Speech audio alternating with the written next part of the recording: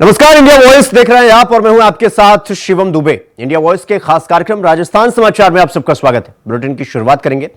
राजस्थान में 7 सीटों पर होने जा रहे उपचुनाव के प्रचार जो हैं वो जोरों शोरों पर है और इस बीच नेताओं के बयान भी सामने आ रहे हैं। झुंझुनू सीट से निर्दलीय प्रत्याशी राजेंद्र गुड़ा का एक विवादित बयान सामने आया है, जहां पर उन्होंने पाकिस्तान जिंदाबाद के नारों को लेकर कहा कि देश के संविधान में कहां लिखा है कि पाकिस्तान जिंदाबाद नहीं बोल सकते।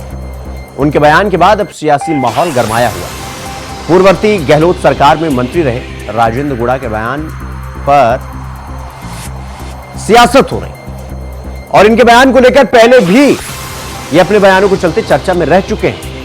बीजेपी प्रदेश अध्यक्ष मदन राठौड़ ने कहा कि इस तरह का विवादित बयान समाज के लिए, देश के लिए ठीक नहीं। पाकिस्तान हमारा पड़ोसी मुल्क है। 14 अगस्त 1947 को हमने उसको एक पड़ोसी के रूप में स्वीकार किया है और पाकिस्तान की एम्बेसी हमारे हिंदुस्तान नई दिल्ली में है और हमारी एम्बेसी पाकिस्तान में है। 15 अगस्त को पाकिस्तान के अंदर हिंदुस्तान का झंडारोहण होता है, राष्ट्रगान गाया जाता है और हिंदुस्तान जिंदाबाद के नारे लगते हैं पाकिस्तान के अंदर। और 14 अगस्त को दिल्ली के अंदर पाकिस्तान जिंदाबाद के नारे लगते हैं। किस कानून में कि पाकिस्तान जिंदाबाद नहीं बोल सकते? कौन से संविधान में कि पाकिस्तान आप जिंदाबाद? पाकिस्तान हमारा पड़ोसी मुल्क है। 14 अगस्त 1947 को हमने उसको एक पड़ोसी के रूप में स्वीकार किया है और पाकिस्तान की एम्बेसी हमारे हिंदुस्तान नई दिल्ली में है और हमारी एम्बेसी पाकिस्तान में है। 15 अगस्त को पाकिस्तान के अंदर हिंदुस्तान का झंडारोहण होता है, राष्ट्रगान गाया जाता है और हिंदुस्तान जिंदाबाद के नारे लगते हैं पाकिस्तान के अंदर। और 14 अगस्त को दिल्ली के अंदर पाकिस्तान जिंदाबाद के नारे लगते हैं। किस कानून में कि पाकिस्तान जिंदाबाद नहीं बोल सकते? कोई नारा लगाए हमको दिक्कत नहीं है, लेकिन जहां तुलनात्मक स्थिति बने, हिंदुस्तान वर्सेस पाकिस्तान हो और उस समय जो पाकिस्तान जिंदाबाद की बात करता है, तो मैं सोचता हूं कि ये अराष्ट्रीय कृत्य है। लेकिन यूं यदि कोई भी किसी देश के लिए कोई भी कहे, जैसे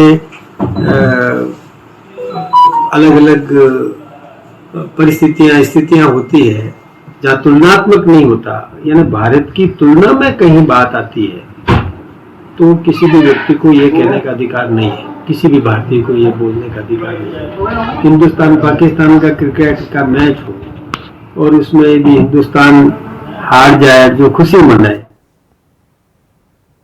तो प्रदेश की 7 विधानसभा सीटों पर 13 नवंबर को होने वाले उपचुनाव से पहले आज सीएम भजनलाल शर्मा ने प्रधानमंत्री नरेंद्र मोदी से मुलाकात की। दोनों नेताओं के बीच करीब 1 घंटे तक और कई अहम मुद्दों पर चर्चा हुई। ऐसे में प्रधानमंत्री मोदी से मुख्यमंत्री भजनलाल शर्मा की मुलाकात के कई सियासी मायने निकाले जा रहे हैं। सीएम भजनलाल शर्मा बुधवार सुबह दिल्ली पहुंचे। इसके बाद वो सीधे प्रधानमंत्री आवास गए, जहां पर मुख्यमंत्री ने प्रधानमंत्री मोदी से मुलाकात की। इस दौरान दोनों नेताओं के बीच करीब 1 घंटे तक राइजिंग राजस्थान इन्वेस्टमेंट समिट, उपचुनाव सहित कई अहम मुद्दों पर चर्चा हुई। साथ ही मुख्यमंत्री भजनलाल शर्मा ने प्रधानमंत्री मोदी को दीपोत्सव यानी दीपावली और गोवर्धन पूजा की शुभकामनाएं दी।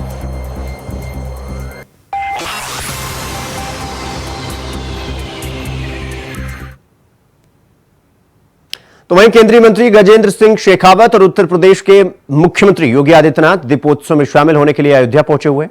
अयोध्या में दीपोत्सव के दौरान सरयू नदी के किनारे घाटों को रोशन करने के लिए लगभग 25 लाख दिए जलाए जाएंगे। अयोध्या पहुंचने से पहले केंद्रीय मंत्री गजेंद्र सिंह शेखावत और मुख्यमंत्री योगी ने अयोध्या धाम विकास और नैमिषारण धाम में पर्यटन विकास को लेकर परियोजनाओं की समीक्षा की। केंद्रीय मंत्री गजेंद्र सिंह शेखावत ने कहा कि महाकुंभ 2025 उत्तर प्रदेश के पर्यटन को नई ऊंचाइयों पर ले जाने का बड़ा अवसर है। महाकुंभ में विदेशी पर्यटकों की सुविधा के लिए एक ऐप तैयार कराए। पुलिस हेल्पलाइन के लिए महाकुंभ ऐप में 1 टच हेल्प की व्यवस्था सुविधाजनक है।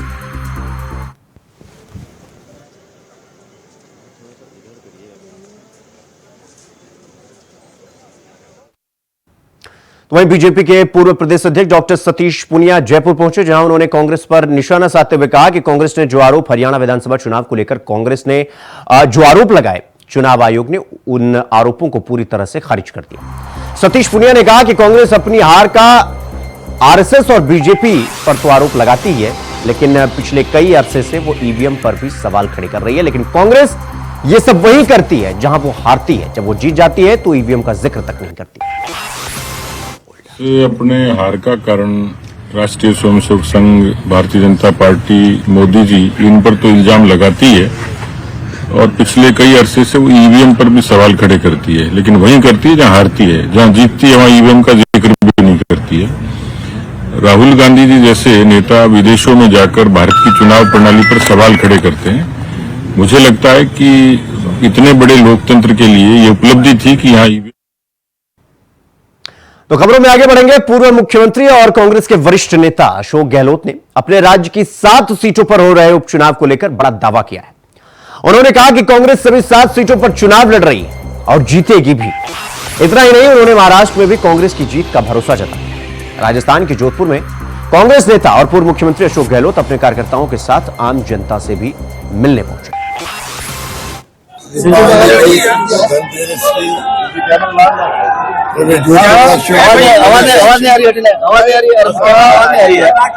बहुत शुभकामनाएं। दीपावली सबके शुभ हो, सभी परिवार के बहुत शुभकामनाएं। चुनाव भी जीतेंगे और महाराष्ट्र भी जीतेंगे। माहौल अच्छा है और कैंपेन कर रहे सब लोग मिलते रहे। आपको सभी जगह माहौल अच्छा है। वहीं सुप्रीम कोर्ट से गौ तस्कर के आरोपी को जमानत मिलने के बाद अब राज्य सरकार 4 नवंबर को रिव्यू पिटीशन दायर करेगी। राजस्थान सरकार को नोटिस मिलने के बाद भी किसी वकील को निर्देश नहीं मिले थे कि मामले में पैरवी कौन करेगा। सुप्रीम कोर्ट ने आरोपी नजीम खान को जमानत दे दी। उन्होंने कहा कि राज्य सरकार को 8 अक्टूबर को नोटिस मिल गया था, लेकिन न तो किसी का वकालतनामा आया और न ही किसी राज्य की ओर से पैरवी के लिए कोई वकील कोर्ट में पेश हुआ। ऐसे में ये पता नहीं है कि प्रार्थी के खिलाफ पहले के 7 मामलों में मौजूदा स्थिति क्या है।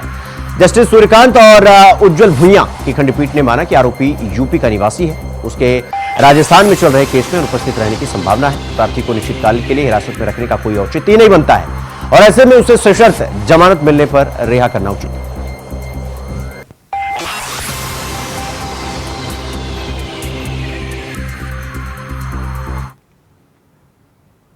वहीं राजस्थान के बाराम जिले के अता के पास रेल हादसे की साजिश रचने का मामला सामने आया है, जहां इंदौर से कोटा जा रही इंटरसिटी एक्सप्रेस को पलटाने के लिए रेलवे लाइन पर बड़े बड़े पत्थर रखे गए। हालांकि ड्राइवर की सूझबूझ के चलते बड़ा हादसा टल गया। घटना कोटा रेल मंडल की। इस घटना की सूचना मिलते ही रेलवे विभाग में हड़कंप मच गया। तुरंत मौके पर जीआरपी की टीम पहुंची और रेलवे ट्रैक पर पत्थर कहां से आए इसकी जांच की जाए। कुछ देर ट्रेन के खड़े रहने के बाद उसे फिर रवाना कर दिया।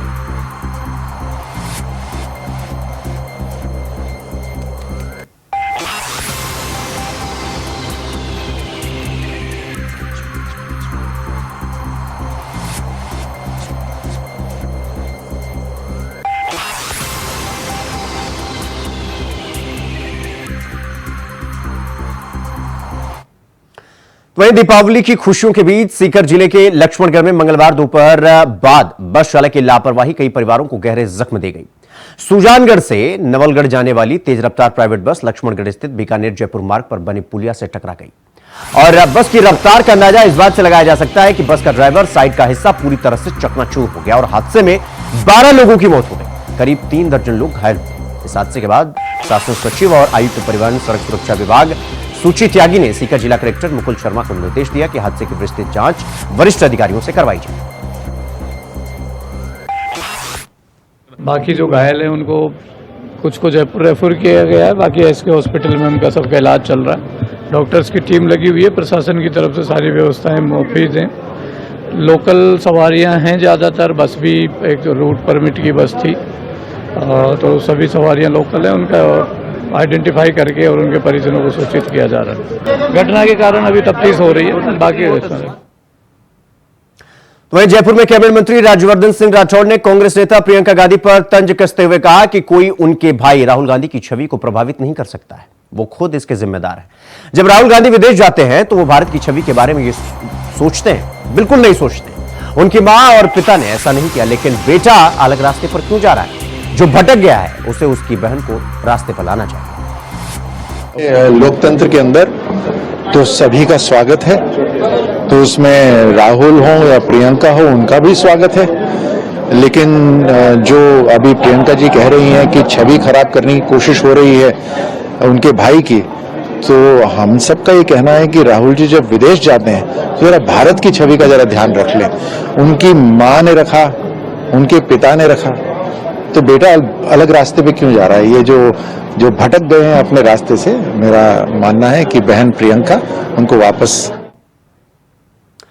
खबरों में आगे बढ़ेंगे। राजस्थान की उप मुख्यमंत्री दिया कुमारी करौली दौरे पर रही हुई। इस दौरान उप मुख्यमंत्री ने आयुष्मान भारत प्रधानमंत्री जन आरोग्य योजना के तहत medical college Mandrayal road Karauli में जिला चिकित्सालय में बनाए जाने वाले क्रिटिकल केयर ब्लॉक्स का पट्टिका हटाकर शिलान्यास किया। उप मुख्यमंत्री का करौली दौरे के दौरान बीजेपी नेताओं ने जगह जगह स्वागत किया। कार्यक्रम के बाद उप मुख्यमंत्री दिया कुमारी ने मीडिया से बातचीत करते हुए बताया कि क्रिटिकल केयर का निर्माण 23 करोड़ 75 लाख की लागत से किया जाएगा।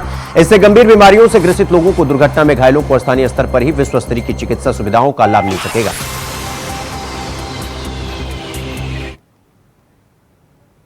तो वही अगली खबर बीकानेर से है, जहां केंद्रीय विधि और कानून मंत्री अर्जुन राम मेघवाल ने नाल स्थित एयरफोर्स स्टेशन में जवानों के साथ दीपावली का त्यौहार मनाया। उन्होंने कहा कि प्रधानमंत्री नरेंद्र मोदी का संदेश है कि जनप्रतिनिधि भी जवानों के साथ दीपावली की खुशियां बांटे। उन्होंने शुभकामनाएं देते हुए कहा कि देश के अलग अलग क्षेत्रों से आकर यहां सेवा देने वाले जवानों के लिए यह दीपावली यादगार रही। उन्होंने यहां आयोजित दीपावली मेले का अवलोकन किया और विक्रय के लिए यहां रखी गई सामग्री की जानकारी ली। इस दौरान मनीष सोनी, विक्रम राज पुरोहित, पंकज अग्रवाल, रवि अग्रवाल और कई नेता मौजूद थे।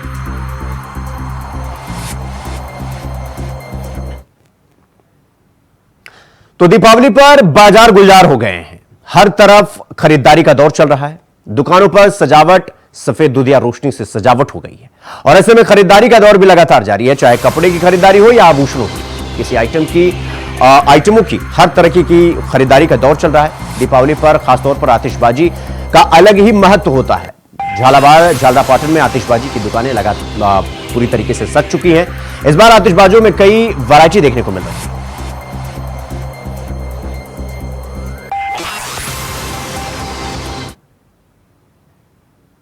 तो वही विधि और न्याय मंत्री जोगाराम पटेल देर रात जोधपुर पहुंचे, प्रदेशवासियों को दीपावली की शुभकामनाएं दी। इसके साथ ही प्रदेश में हो रहे विधानसभा उपचुनाव को लेकर कहा कि भाजपा प्रदेश में 7 सीटों पर कमल खिलाने जा रही।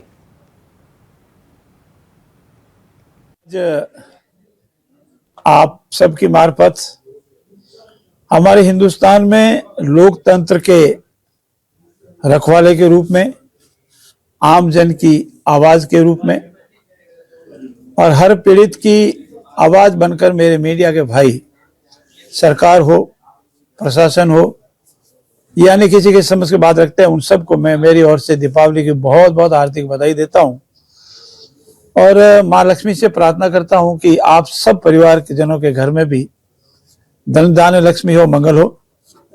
मैं सभी प्रदेशवासियों को, मेरे मारवाड़ के निवासियों को, मेरे विधानसभा क्षेत्र लूनी के निवासियों को दीपावली के महापर्व की हार्दिक शुभकामनाएं देता हूं। दीपोत्सव पर उन सब के घर में मंगल हो, कल्याण हो, इसकी कल्पना करता हूं और मैं ये भी अपेक्षा करता हूं कि हम सब मिलकर इस अमृत काल के दौरान हमारे देश और प्रदेश के समग्र विकास, विकसित और समृद्ध प्रदेश बने, विकसित और समृद्ध राष्ट्र बने और आदरणीय नरेंद्र मोदी जी का सपना कि हमारा राष्ट्र एक अखंड विश्व में प्रगतिशील और समृद्ध प्रदेश बने, राष्ट्र बने।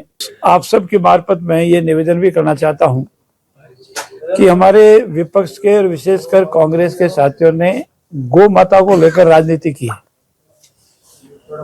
जो गौ तस्करों के साथ रहे हैं, गौ तस्करों की जिन्होंने पैरवी की है और गौ तस्करों के साथ हमेशा खड़े रहते हैं, उन्होंने हमको ये शिक्षा देने का प्रयास किया है कि गौ माता की रक्षा नहीं हो रही है, गौ माता के नाम से हम राजनीति कर रहे हैं। हम वो लोग नहीं हैं। ये राजस्थान पहला प्रदेश से आदरणीय भैरव सिंह जी के नेतृत्व में जो भाजपा की सरकार थी, तो गौ संरक्षण का कानून सबसे पहले राजस्थान ने पास किया था और वो 95 में हमने गौ संरक्षण का कानून पास किया। गौ माता हमारी माता है, इसको हमने आज नहीं सदियों से हमने कहा है और कहते रहेंगे। गौ संरक्षण हो, इसके लिए हम कृत संकल्प है और रहेंगे। हाँ, हमने अभी ये प्रयास किया है कि गौ माता या गोवंश को बेसहारा नहीं कह सकते, इसीलिए उसके संबंध में हम उचित कानूनी कार्रवाई भी कर रहे हैं, उनको संरक्षण देने का भी कार्य कर रहे हैं, और जितनी भी हमारी गौशालाएं हैं उनको अनुदान भी हमने बढ़ाया है। और पूर्ववर्ती सरकार के कार्यकाल के दौरान और विशेष रूप से जैसलमेर और पोखरण में जो अनेक फर्जी गौशालाएं पाई गई, गौशाला के नाम से फर्जी अनुदान उठाया गया, जो न करोड़ों में है बल्कि अब अरबों में जाए। तो वहीं कोटा जिले का बीजेपी सदस्यता अभियान में संगोद नगर पहले पायदान पर रहा। कार्यकर्ताओं के अथक प्रयास से संगोद विधानसभा क्षेत्र में 84,335 सदस्य बनाए गए। प्रधान जयवीर सिंह और महामंत्री ललित शर्मा का प्रदेश स्तर पर सम्मान होने से कार्यकर्ताओं में भारी उत्साह है। भाजपा प्रदेश अध्यक्ष मदन राठौर और चुनाव अधिकारी ने प्रधान जयवीर सिंह, महामंत्री ललित शर्मा को सम्मानित किया गया। तो वहीं जिला कलेक्टर अंकित कुमार सिंह ने दीपावली के दौरान सुरक्षा और स्वास्थ्य व्यवस्था को लेकर सतर्क रहने के निर्देश दिए। दीपावली पर्व के दौरान जिले में किसी भी प्रकार की आकस्मिक परिस्थितियों से निपटने के लिए सभी को तैयारी रखने का निर्देश दिया गया। इसके साथ ही शांति और कानून व्यवस्था बनाए रखने अग्निशमक वाहनों, अस्पतालों में चिकित्सा एम्बुलेंस सेवा को अलर्ट रखने के भी निर्देश दिए गए।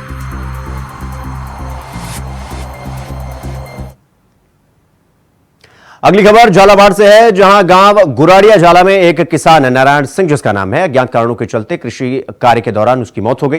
परिजनों ने बताया कि नारायण सिंह रात के समय खेत पर कृषि कार्य के लिए गए थे, लेकिन सुबह परिजनों ने देखा तो वो अचेत अवस्था में पाए गए।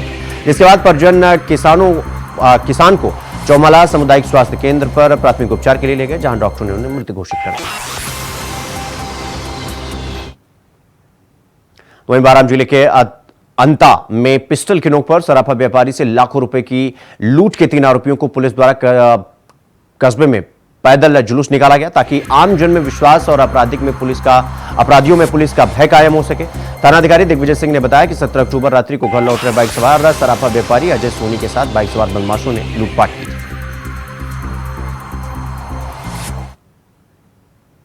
तो इसी के साथ राजस्थान समाचार में फिलहाल अभी के लिए बस इतना ही। देश और दुनिया की तमाम खबरों को देखने के लिए देखते रहिए वॉच। नमस्कार।